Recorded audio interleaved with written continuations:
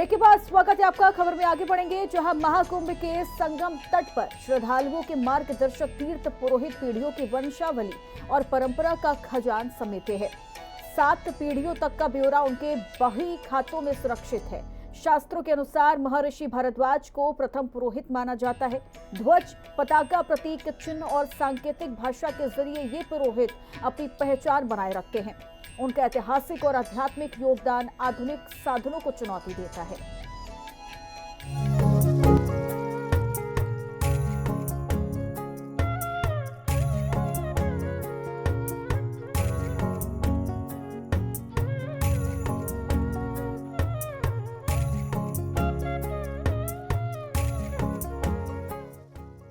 तीर्थराज प्रयागराज जितना प्राचीन है, उतने ही पुराने हैं यहाँ के तीर्थ पुरोहित, जो सभी तरह के धार्मिक कर्म कांड संपन्न कराते हैं। लेकिन ऐसा भी नहीं है कि ये पंडित सिर्फ कमाने के उद्देश्य से यहाँ बैठे हैं। इनकी बड़ी जिम्मेदारी भी होती है। ये बाकायदा पूरा बही खाता तैयार करते हैं। ये बताइए, कैसे आप लोग काम करते हैं?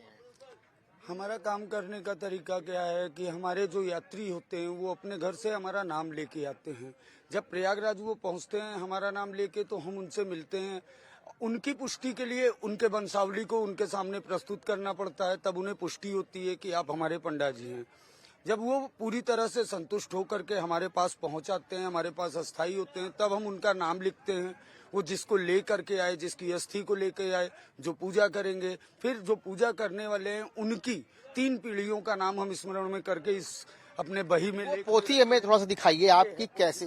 तो ये देखिए, ये पोथी है। इसमें पहले सबसे देखिए पहले की किस तरह से जो है ये इसमें कितने लोगों के नाम, कितने पुराने नाम है इसमें? इसमें आप ये समझिए हमारी 2 तरह की बही होती है। एक डेली दिनचर्या की होती है जिसमें सबका, जिसको हम रफ बोलते हैं, उसको हम करते हैं। और जो हमारी वंशावली हैं वो वंशावलियां 100 वर्षों तक की, 150 वर्षों तक की, उसमें लेख आपको प्राप्त होंगे। उन लेखों में जो भी नाम मिलेंगे वो यहाँ से इससे जाते हैं हमारे। हम लोग आने वाले यात्रियों को तत्काल में जो है तो इस पे दर्ज कर लेते हैं। फिर उनके पूरे डिटेल को उनके परिवार के मध्य जो है उस वंशावली में डालते हैं। एक वंशावली में कई परिवार होते हैं, समाज के कई अन्य वर्ग के लोग होते हैं, किसी एक वर्ग का व्यक्ति नहीं होता। तो इसलिए इसको रफ में करने के बाद फिर उसको फेयर में करते हैं, वंशावली में बाई कास्ट, बाई जाति, जिस भी तरह से होता है। पूजा पाठ कराने के लिए संगम नगरी प्रयागराज में बसने वाले तीर्थ पुरोहित प्रयागवाल कहलाए। इस समय प्रयागवाल के 2 प्रकार हैं, पहली पीढ़ी और दूसरी पीढ़ी यानी परदेसी। कैसे खोजते हैं आप लोग कि कौन आया था, कौन नहीं आया था? जब आपसे पूछा जाएगा किस जिले के रहने वाले हैं, कौन से गांव के रहने वाले हैं, तो वो गांव की बही को निकाला जाता है। निकालने के बाद वो नाम देखा जाता है, तो उनके लड़के को बताया जाता है कि भैया ये फलाने आए थे, ठिकाने आए थे, आपके पिताजी आए थे, बाबा आए थे, भाई आए थे, काका आए थे। तब मुसाफिर विश्वास कर जाता है कि हाँ हमारा पंडा यही है। तो ये बताइए कि शहर कैसे पता चलता है कि इस शहर से आए थे?